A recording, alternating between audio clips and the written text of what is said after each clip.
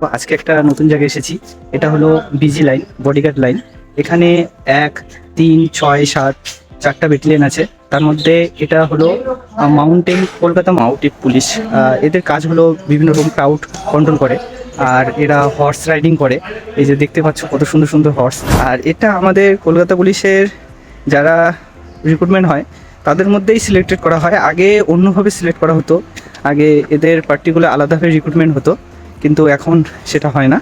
এখন আমাদের Kolkata police arm force থেকেই নেওয়া হয়।